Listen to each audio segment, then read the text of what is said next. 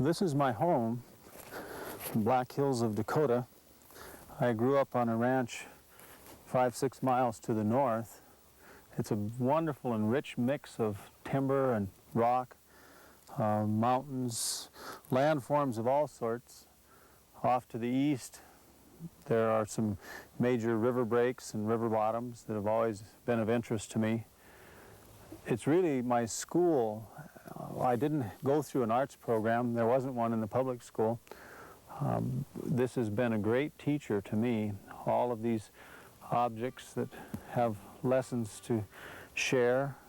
Much of what I know about design has just been direct observation of the natural environment, and it's still a real source for me today.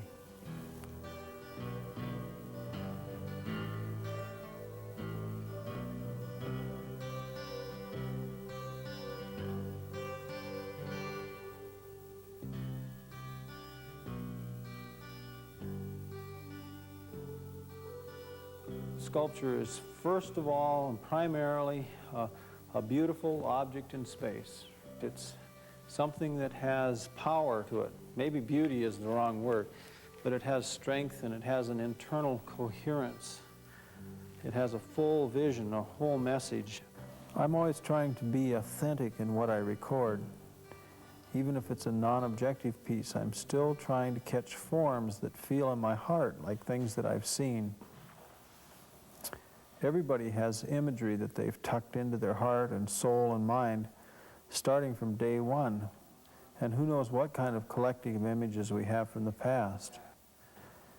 If people can stay open enough to draw on those images through the course of their life, they can be truly original and truly creative.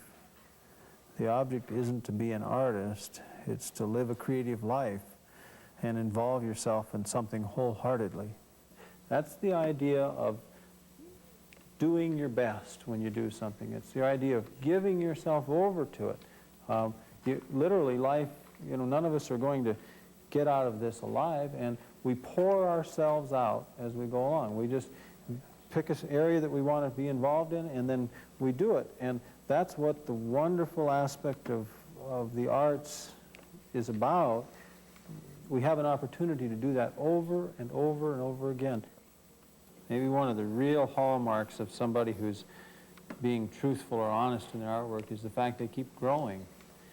We're going to make, I'm going to make, you're going to make 1,000 mistakes as you go along, and you just well get started making them.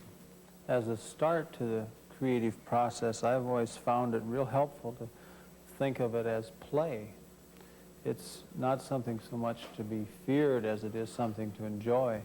It's taking clay, a certain media, and responding to it. I try not to think too much when I start. I try to use a strong backlight. I try to see with my heart as opposed to seeing with my head. One way I make progress, get moving, stumble along, is to do small sketches. And you can do these things in seconds. Just literally a press of your hand and a touch of your finger and a twist, and then turn it, move it in space. You don't have to be fully conscious of everything you do. Just do it, do something. You're a lot more apt to stumble across a solution if you're moving than if you're standing still. There's an effort to make honest marks in the material. If you make those marks, identify those that are honest and keep them, get rid of those that aren't, you'll proceed, you'll build on that.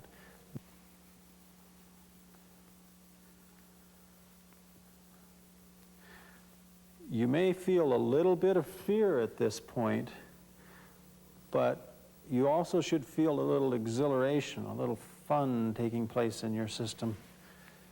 Believe me, everybody, I've been working as a professional artist, designer, sculptor for about 20 years, and there's still a little fear in me as I start out something. I'm never sure whether it's of value or whether I'm in the right direction, but trust yourself and proceed. Keep stumbling along. Specifically, what I'm looking for when I'm looking at a small form, I'm looking at the outline, the perimeter, the way it plays with the space around it. I can do more with the size of what it sits upon. I'm looking for concave areas and convex areas. There's a positive and negative thing. There's texture to it. There's gesture. There's a sweep to it. There's a mass. There's a balance. You can take something and completely change its quality by changing its balance. As you make these things, you identify aspects of it that you like. I like this concave shape I have going here, so I'll leave that. That's a given. And maybe I don't like the way this is forming out in here, so I'll maybe change that. But those are choices you make as you go along. It's a process. I mean, nobody, as the old saying goes, hurries through a song to get to the end. The beauty of the song is to sing it beautifully as you go, and creating is that same thing. It's mainly a process. I may not have known where I was headed when I started this form, but by this point, I'm pretty clear about the direction. I have something specific I'm trying to say here, and now's the time to take that intention of what you want to say and put that together with the form that you've gotten started. Make those things work together. Make that form express that intention. Make that form express what you want to say. Now you're into your own unique expressive qualities. And only you can finish the piece. So good luck.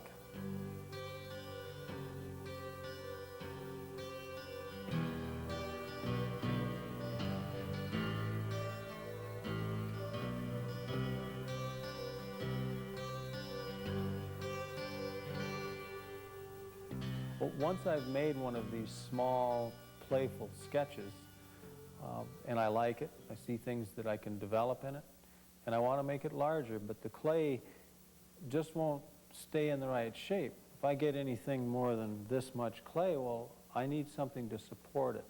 And that's where the very first technical part of it comes in. I need to build what's called an armature. It's pure and simple, a support system for the clay. Gives you some bones to hang this flesh on. It can be a very simple thing, or as you get into larger scale, a very complex thing. But that's the first step.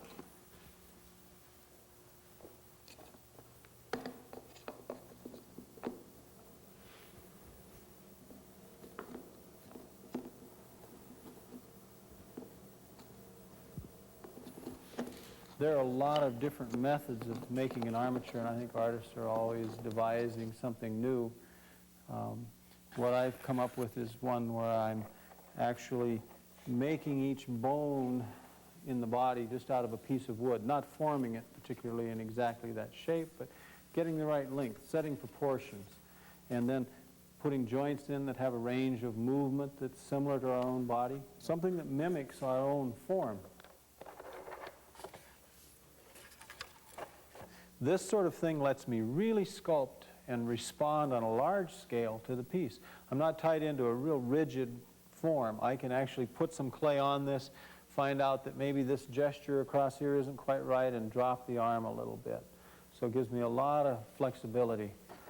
Here's another example of an armature that's a little more specific. I've taken a block of styrofoam and actually carved out the bone structure, the brow ridge here, the zygomatic arch in this area. And now I have only to put on a thin layer of clay and cover over this, and I'm near the final surface. I imagine I'm within a quarter inch in most places of what will ultimately be there. You can see a large socket here for the eye.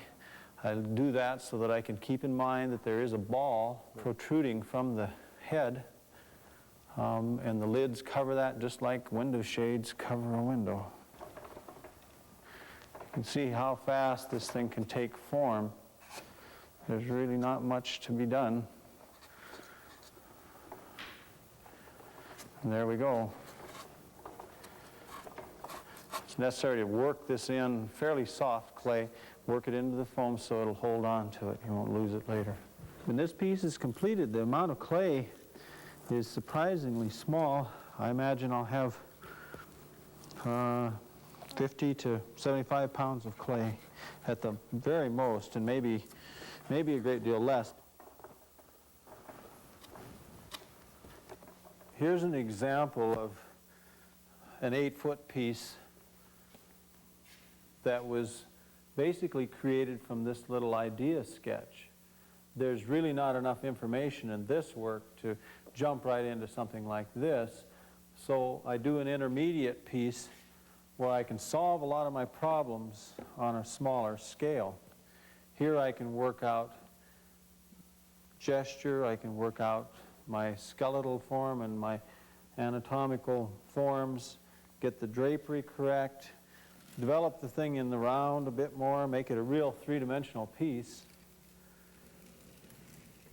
and not really have to move such large amounts of material as I get into on a work of this size.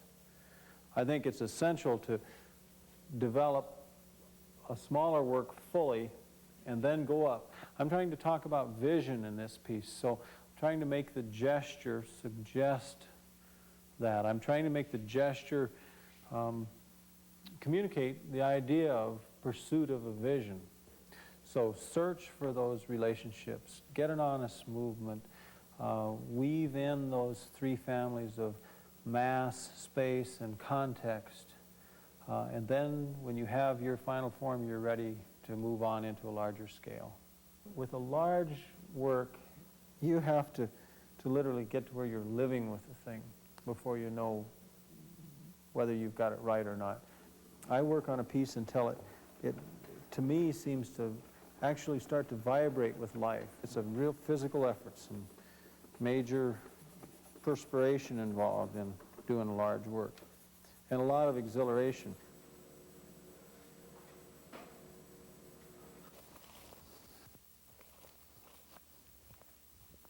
When I first started working as a professional sculptor and artist and designer, I would walk out in the fields and mountains near my home and find rocks and pieces of metal and old boards, whatever, and they all contained some message. If I inspected it enough, I knew I could find it and understand it. And I would treat those things as given objects. Those were things that nature had provided for me to enjoy and work with. And so they were givens, and I could take them as they were and build from that, build a relationship from that. I've got some examples where I've found a piece of old tin that set the scale and gesture for a life-size piece. The balance of it was then made in cast bronze and fiberglass and canvas. It needed a greater environment, so I extended that environment with multiple bases that had landforms on the top of them and fabricated grass-like forms coming out of the top. So it gave it a greater sense of place. There's, in a work of art, always a balance between the gesture and the mass and the texture and the sentiment that it evokes, how people feel about it, how you feel about it. I did a piece just this past year for Burl Ives. It was a portrait commission, and he, of course, is a noted ballad singer and actor. I looked at it, first of all, as a personality study. I observed reality. I put down what I saw. It was observe and record, and then I would back away from Mr. Ives as a person and work on the piece as a form, and that's where I would start to weave in this plane with this plane and this texture with that texture and build those relationships up. But in the end, the result was a good likeness. The surface is expressive of his character. The form and set of the form, the object in space, implied his size and his age.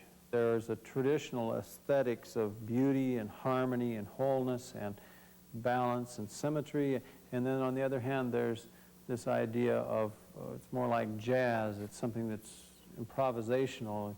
you make it up as you go, and you stretch the boundaries as far as you can go.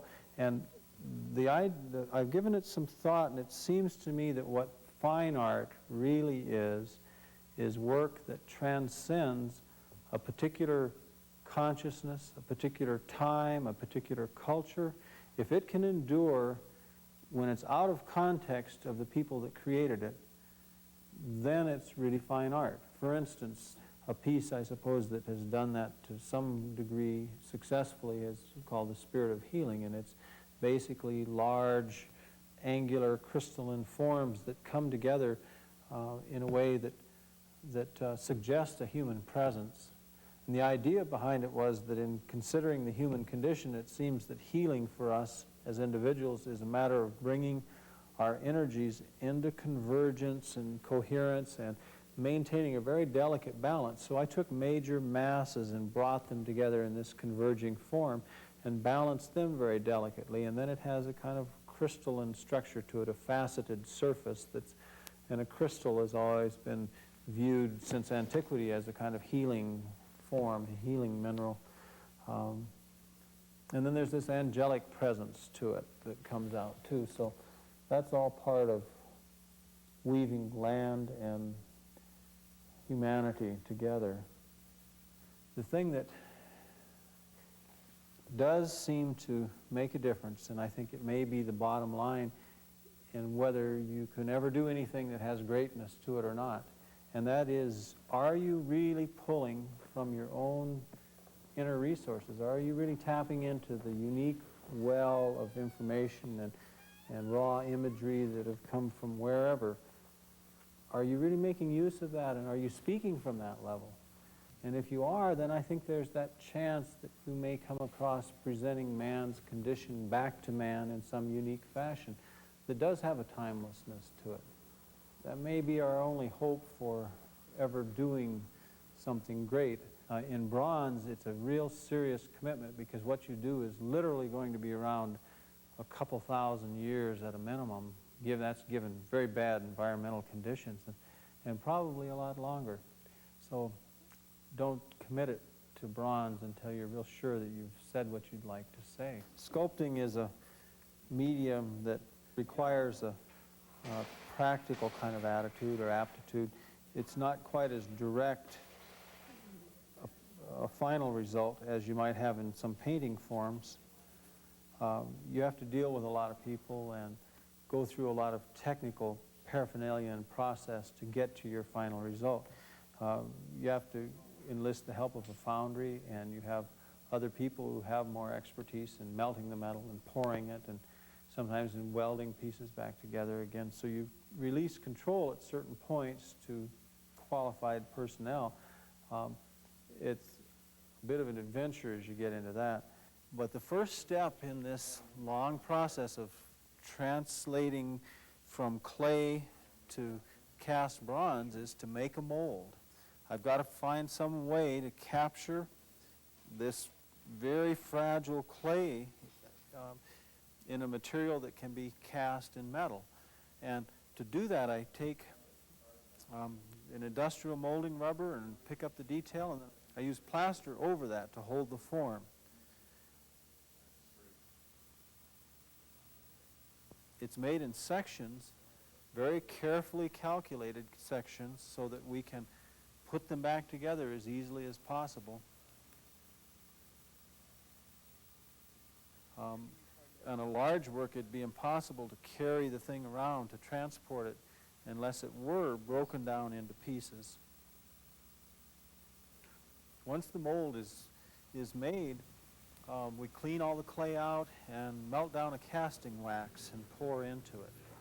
And we make that wax quite thin, maybe a 1/4 inch thick. And this is so that the unique qualities of the metal can have full play. If we make it too thick, the metal won't be able to cool properly, and it'll wind up looking like a sponge. I'm always hunting honestly for the form, and then whatever comes out for texture and handling of material is just what comes out in that search. And I leave it. I may come back in and freshen up things a little bit, clean up some of the odds and ends of the process, but I try not to go for a special style or identifiable form. I try just to hunt for the form and search every corner that I can, and in that search, here comes the surface, and there it is, and that's it. Once the wax is poured in there and we get the right thickness, I take it out, and I have another opportunity now to work this wax over, work the surface over, and to correct whatever defects might be in it. Maybe I didn't like the way I had the pupil of the eye in my original sculpture, so now I can come in and make that change. It's a chance for me to alter that first vision that I had. What you have in wax, you'll finally have in metal. That's the big step there. I'll spend several days, maybe even weeks, on a large piece chasing the wax and getting it ready to go into sprueing, which is the next step, and another one that I'm not involved in at all. It's simply a matter of making a feeding system into which the bronze can be poured into that form. It's a cup and sprues or straws that come down and attach to the sculpture itself. And all of that's made out of wax and then taken to the shell room where they dip it in a ceramic slurry and real fine grit to pick up the detail, and then coarser grits to gain about an inch of thickness, half inch to an inch of thickness. When I'm working in my studio, there's a peacefulness. I can control the environment, the temperature and the music and people who come in and out. And when I go to the foundry, there are 40 people who work there, and the music is on, and there are all kinds of, it's like a bazaar of some kind where there are lots of sounds and lots of smells. So it's a real different kind of situation, and it requires a lot more concentration to stay on track. This magic element of the lost wax takes place as they heat that shell up, and the wax begins to liquefy and run out, leaving a hollow cavity in the configuration of the sculpture that we want. And so they pull that out while it's still hot, turn it upside down.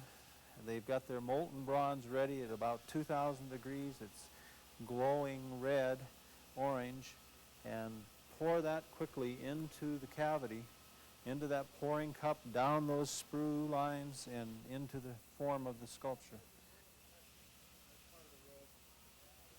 My real feeling about this casting process that we're about to go through is one of fear and dread, because I have real trouble making the work better than it is in the original clay.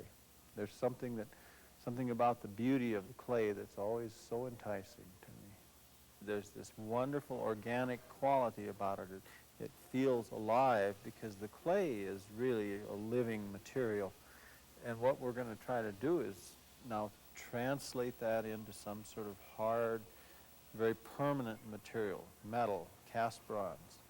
And to do it, we've got to go through a long series of processes that are more or less just technical things, but they're still creative in the sense that I can do certain things at each step that hangs on to my original vision or alters it a little bit.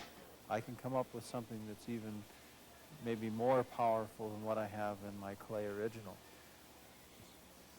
Then you break that shell off. It's the only way you have of getting your metal out of it. It's a one-shot deal. There's an old saying that the die is cast, and meaning that it's fixed, it can't be changed.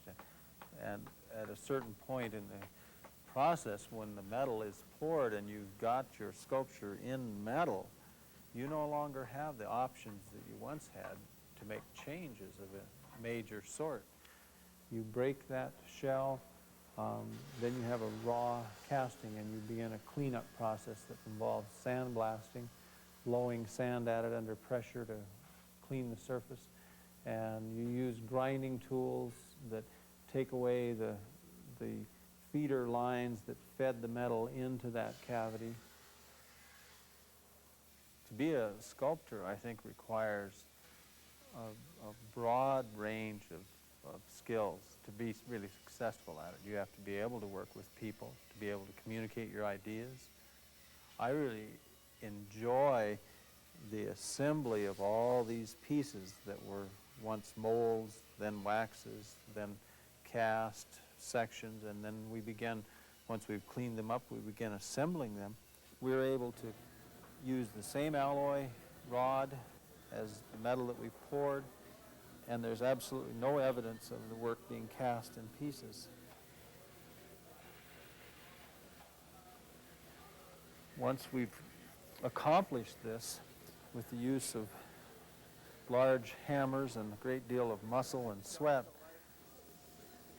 I'm ready to do my chasing on the bronze. I usually have the assistance of several people to do the rough chasing, but the final chasing, I really like to hold that for myself, because then I'm down to putting back in those very subtle little details that might have been the edge of some clay that I slid across the surface, and that deckled edge and the undercut of it and the way it throws a shadow, all those things are so important to defining the volume. And now's another chance for me to make that feel like the original clay work.